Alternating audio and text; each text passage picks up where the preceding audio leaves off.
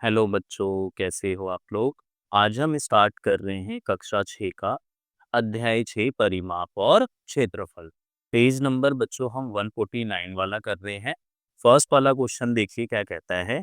एक आयत की विमाएं जिसका क्षेत्रफल उन दो आयतों के क्षेत्रफल के योग के बराबर होगा, जिसकी विमा 5 मीटर 10 मीटर और 2 मीटर 7 मीटर। हमें उस आयत की विमाएं बतानी है जिसका क्षेत्रफल इन दोनों के क्षेत्रफल के बराबर हो। तो देखो, एक आयत तो ये बना लो आप, है ना, इस तरीके से। इसकी विमा 5 मीटर और 10 मीटर लिख देता हूँ। तो इसका लिखो, पहले आयत की लंबाई, पहले आयत की लंबाई बताओ कितनी है? 5 मीटर। पहले आयत की चौड़ाई, पहले आयत की चौड़ाई कितनी है बताओ? पहले आयत की चौड़ाई आपके पास है 10 मीटर। तो हम निकाल सकते हैं आयत का क्षेत्रफल, है ना। आयत का क्षेत्रफल कितना हो जाएगा? लंबाई गुणा चौड़ाई होता है ना, L इंटू बी। 5 इंटू में 10 कितना आ जाएगा? 50 मीटर स्क्वायर, है ना। फिर निकालो दूसरे वाले की 2 मीटर और कितनी 7 मीटर, है ना। तो इस तरीके से दूसरा वाला बना लो, 2 मीटर और 7 मीटर, ठीक है। अब लिखो दूसरे आयत की लंबाई, आयत की लंबाई कितनी है बताओ? 2 मीटर। दूसरे आयत की चौड़ाई, आयत की चौड़ाई बताओ कितनी है? वो है 7 मीटर, ठीक है। तो दूसरे आयत का क्षेत्रफल कितना आएगा? दूसरे आयत का क्षेत्रफल क्या होता है बच्चों? लंबाई गुणा चौड़ाई। लंबाई कितनी है? 2 मीटर। चौड़ाई कितनी है? 7 मीटर। मल्टीप्लाई करोगे तो 14 मीटर स्क्वायर आ गया। अब हमें आयत की बीमाई बतानी थी ना, तो पहले तो क्षेत्रफल निकालो। नए आयत का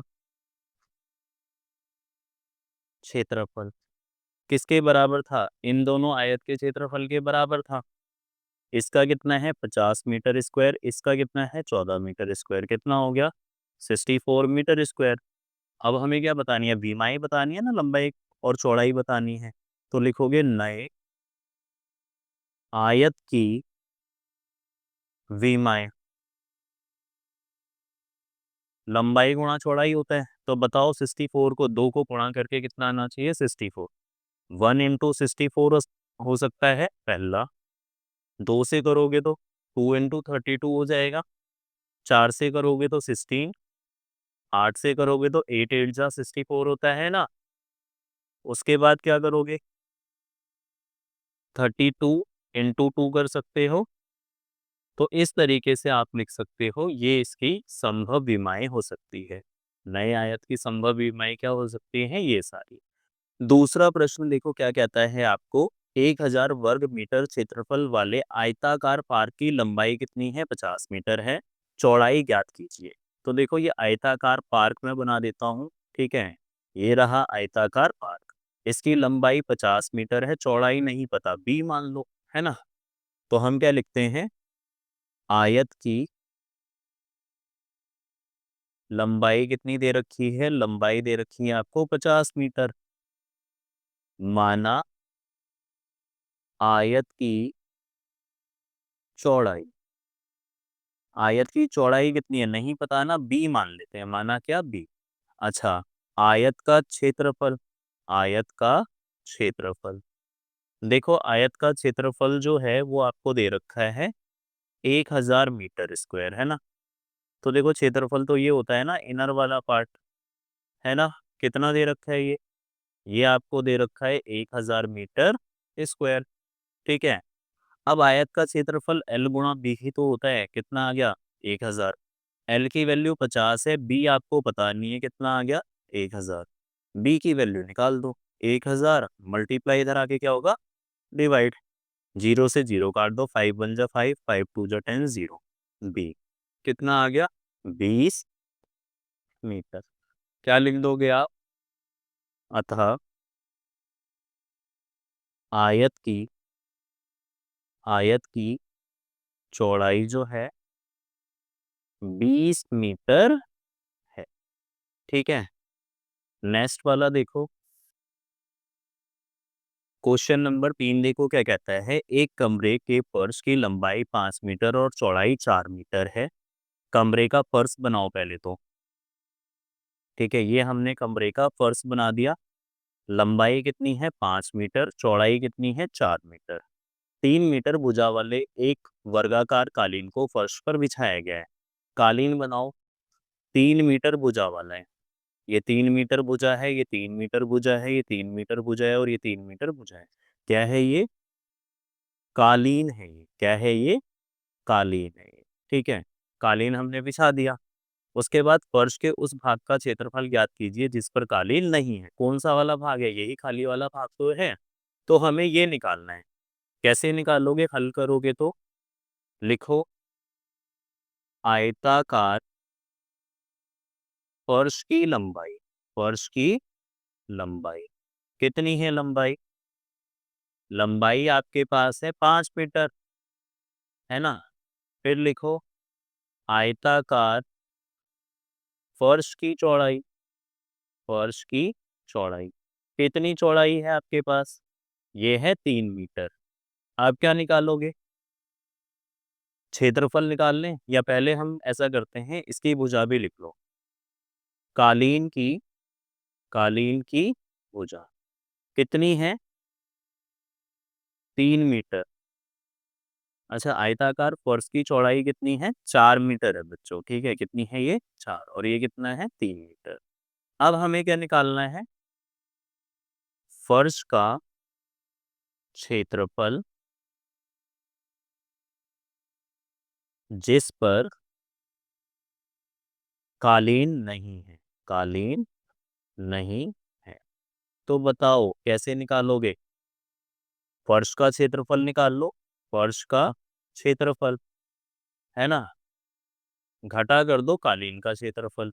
कालीन का क्षेत्रफल। तो हमारे पास क्या आ जाएगा? हमारे पास आ जाएगा उस क्षेत्र का क्षेत्रफल जहां पर कालीन नहीं है। फर्श आयताकार है तो इसका फॉर्मूला होगा लंबाई गुणा चौड़ाई। और इसका फॉर्मूला क्या होगा? भुजा गुणा भुजा, क्योंकि कालीन कैसी है? वर्गाकार। लंबाई कितनी है? 5। चौड़ाई कितनी है? 4। भुजा कितनी है? 3 × 3। 5×4 = 20 मीटर स्क्वायर में आ जाएगा, और ये 9 मीटर स्क्वायर। काट के कितना आ जाएगा? 11 मीटर स्क्वायर। तो इसलिए हम कह सकते हैं कि हमारे पास जो है फर्श का क्षेत्रफल जहां पर कालीन नहीं है वो कितना है? 11 मीटर स्क्वायर। नेक्स्ट वाला क्वेश्चन देखो। क्वेश्चन नंबर 4 क्या कहता है। 15 मीटर लंबे और 12 मीटर चौड़े एक पार्क के चारों कोनों को खोदकर फूलों की क्यारियां बनाई गई है। तो पहले तो पार्क बना लो। ठीक है, ये हमने बना दिया पार्क। ठीक, कितना मीटर लंबा है ये? 15 मीटर तो ये लंबा है, और 12 मीटर चौड़ा है। इसके चारों कोनों पर फूलों की क्यारी बनाई गई है जिसकी लंबाई और चौड़ाई 2 मीटर और 1 मीटर है। ये लो, ये हमने बना दी फूल की क्यारी। 2 मीटर और 1 मीटर लंबाई चौड़ाई है, चारों कोनों पर बना रखा है। 2 मीटर और 1 मीटर, नीचे भी 2 मीटर 1 मीटर, और यहाँ कोने पर भी 2 मीटर और 1 मीटर। ये है हमारे पास फूलों की क्यारी। क्या है ये? फूलों की क्यारी। कितने हैं हमारे पास? 4 हैं।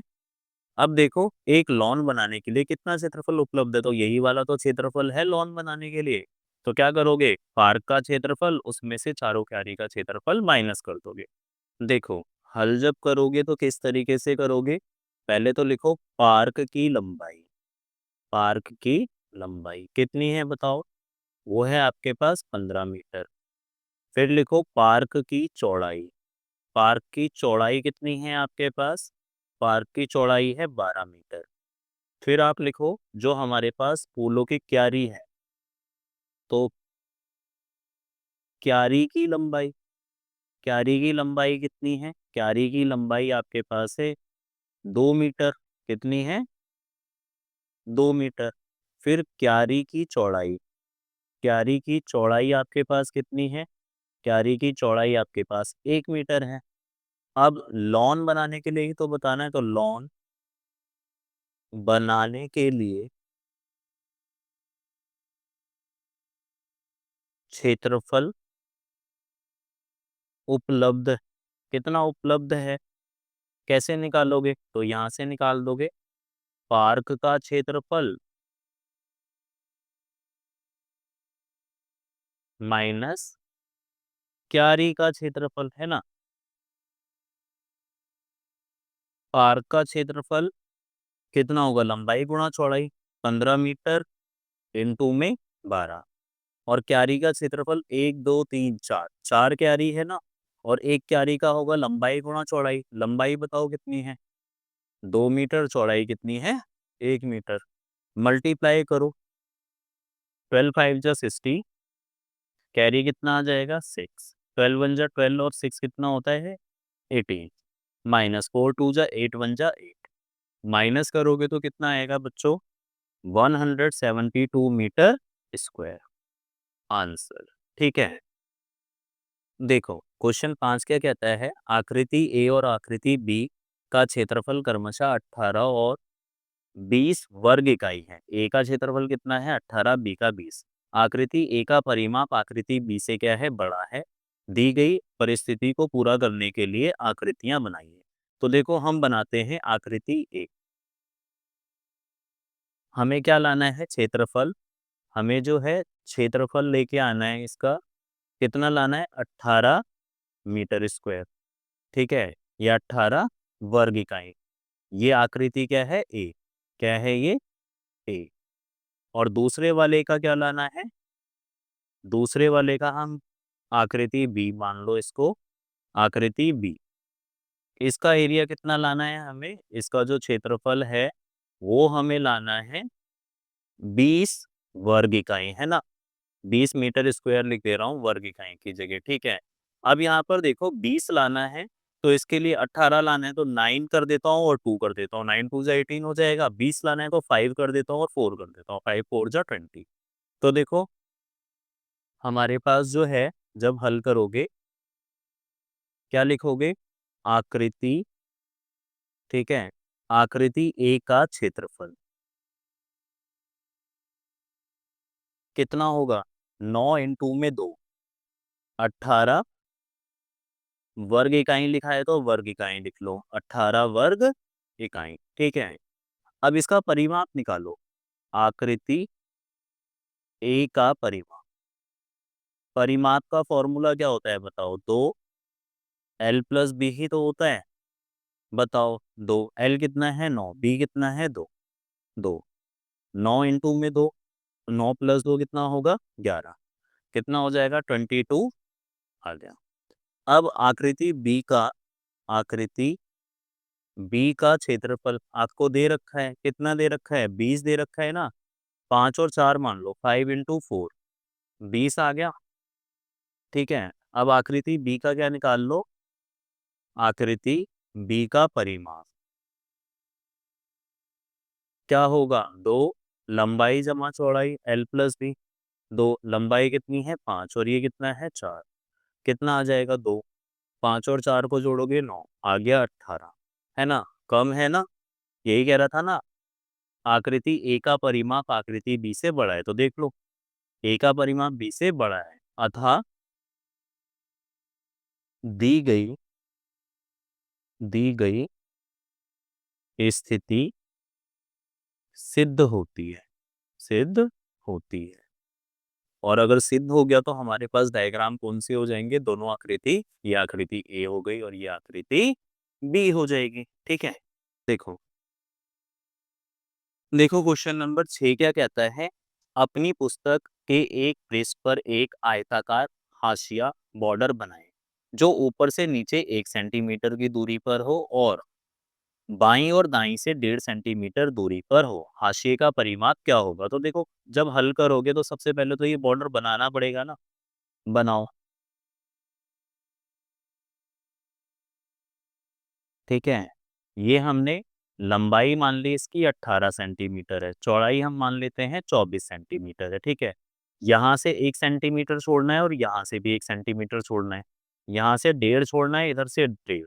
तो जब इसके लिए जब आप यहाँ से बॉर्डर जब बनाओगे, तो इस तरीके से आकृति आ जाएगी ना, यहाँ देखो। ये आपका क्या हो जाएगा? हाशिया, या हम कह सकते हैं बॉर्डर। ये बॉर्डर हो गया। अगर ये बॉर्डर हो गया, ये एक क्या है, ये 1 सेंटीमीटर है, ये भी 1 सेंटीमीटर है। ये 1.5 था और ये 1.5 था। तो मैं मान लेता हूँ पृष्ठ की लंबाई वो कितनी है मेरे पास, 18 सेंटीमीटर, और पृष्ठ की चौड़ाई जो है वो हमारे पास कितनी है, 24 सेंटीमीटर। ठीक है। अब हाशिए यानी बॉर्डर, बॉर्डर की लंबाई, बॉर्डर की जब लंबाई निकालोगे तो बताओ, लंबाई 18 है ना, ये माइनस हो जाएगा इधर से इतना, इधर से इतना, कितना 1.5। तो आप 1.5 प्लस 1.5 प्लस करके घटा दो, 18 माइनस 1.5, 1.5 कितना होता है? बच्चा कह रहा है ये तो जोड़ना ही नहीं आता। आओ बच्चों, जोड़ना सिखाते हैं। कैसे जोड़ोगे? 5 और 5 10, कैरी 1, 1 1 2 और 1 3। पॉइंट लगा दोगे, पॉइंट के बाद जीरो की वैल्यू नहीं आती। कितना हो जाएगा ये? 3। तो ये आ जाएगा 15 सेंटीमीटर। अब हमें हाशिया यानी बॉर्डर की चौड़ाई भी तो निकालनी है। बताओ, पृष्ठ की चौड़ाई तो 24 है, एक यहाँ से कम हो गया, एक यहाँ से। 1 प्लस 1 माइनस कर दो, कितना आ गया? 2। कितना आ गया ये? 22 सेंटीमीटर। हमें क्या निकालना था? हाशिए का परिमाप। हाशिए का परिमाप क्या होता है? दो लंबाई जमा चौड़ाई ही तो होता है ना। दो लंबाई बताओ कितनी है? लंबाई है हमारे पास 15 मीटर, चौड़ाई कितनी है? 22 मीटर। सेंटीमीटर में है, ठीक है, मीटर में नहीं है, किसमें है? सेंटीमीटर। कर लो, 2 मल्टीप्लाई में कितना आ जाएगा? 22 5 27 37। मल्टीप्लाई करके बताओ कितना आएगा? 7 2 जा 14, 3 2 जा 6 और 1 7। 74 सेंटीमीटर। समझ आता है? क्वेश्चन नंबर 7 देखो। 12 इकाई गुणा 8 इकाई आकार का एक आयत बनाइए। ये लीजिए, हमने एक आयत बना दिया। कितने का? 12 इकाई, और ये कितना है? 8 इकाई का। ठीक है। इसके अंदर एक अन्य आयत बनाइए जो बाह्य आयत को स्पर्श ना करता हो और केवल क्षेत्रफल आधा घेरता हो। तो पहले तो हम क्या करते हैं, इसका क्षेत्रफल निकाल के देखते हैं कितना आ रहा है। हल। आयत की लंबाई, लंबाई बताओ कितनी है? आयत 12 इकाई, कितनी है? 12 इकाई। अब लिखो आयत की चौड़ाई। बताओ आयत की चौड़ाई कितनी है? आयत की चौड़ाई है 8 इकाई। तो आयत का क्षेत्रफल क्या होगा? आयत का क्षेत्रफल, फॉर्मूला सिंपल सा है, क्या होगा? लंबाई गुणा चौड़ाई। लंबाई कितनी है? 12 इंटू 8, 12 8 जा कितना होता है? 96 वर्ग इकाई आ गया, है ना, वर्ग इकाई। अब अन्य आयत हमें बनाना था ना, तो अन्य आयत का क्षेत्रफल इसने क्या रखा है? आधा होना चाहिए। क्या होना चाहिए? आधा। 96 डिवाइड में 2 कर दो तो आधा आ जाएगा। 2 4 जा 8, 2 8 जा 16, यानी 48 वर्ग इकाई होगा। कितना होगा? 48 वर्ग इकाई। इतना समझ में आता है। अब हमें इसकी क्या करनी थी? इसके अंदर आयत बनाना था और इसका क्षेत्रफल आधा होना चाहिए। तो आयत बना दो एक और। ये लो, हमने आयत बना दिया। इसका क्षेत्रफल कितना आना चाहिए? इसका क्षेत्रफल आना चाहिए मात्र बाहर वाले का आधा, जो कि है 48 वर्ग इकाई, है ना। बताओ 48 वर्ग इकाई कैसे आ सकता है? मल्टीप्लाई ही तो करना है दो नंबर को। इसको रख दो 8 इकाई। कितना लिख दोगे? 8 इकाई और इसको लिख दो 6 इकाई। कितना लिख दोगे? 6 इकाई। तो हम लिख सकते हैं अतः आयत की बीमाएं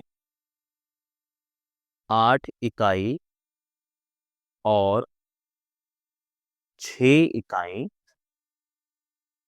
है। ठीक है, ये हमारे पास था क्वेश्चन नंबर 7। क्वेश्चन नंबर 8 देखिए एक बार अपना। थ्योरी वाला क्वेश्चन है, हम सीधा इसका आंसर करेंगे। ठीक है, एक वर्गाकार कागज को आधा मोड़ा गया। वर्गाकार कागज था, उसको क्या कर लिया हमने? आधा मोड़ दिया। फिर मोड़ से वर्ग को दो आयतों में काटा गया। जहां से मोड़ा उसको हमने दो आयत बना लिए, काट दिया। वर्ग के आकार को ना देखते हुए निम्न में से एक कथन हमेशा सत्य होगा। यह कौन सा कथन है? तो ऑब्वियस सी बात है, कौन सा कथन है? दोनों आयतों के परिमाप को साथ जोड़ने पर हमेशा वर्ग के परिमाप से ये 1.5 गुना के बराबर होगा। तो ये वाला हमारा आंसर आ जाएगा टिक द करेक्ट। ठीक है, आप इसको एक्सपेरिमेंट के थ्रू घर पे कर सकते हो। एक शीट लीजिए, उसकी लेंथ और ब्रेथ नाप लो, लंबाई और चौड़ाई, और उसके बाद उसको फाड़ के फिर दोबारा जो आयत बनेगा, आयत का परिमाप निकालो दोनों का और वर्ग का परिमाप। तो हमेशा ये वर्ग के परिमाप से कितना होगा? 1.5 गुना ही आएगा हमेशा। ठीक है, इसी के साथ हमारी एक्सरसाइज खत्म होती है और ये चैप्टर भी हमारा यहीं पर समाप्त होता है। अगर आप फर्स्ट टाइम चैनल पर आए हैं तो आप पीछे के जो लेक्चर हैं पर्टिकुलर प्लेलिस्ट के माध्यम से आप देख सकते हैं। हमने पूरा चैप्टर यहाँ पर कवर करा है।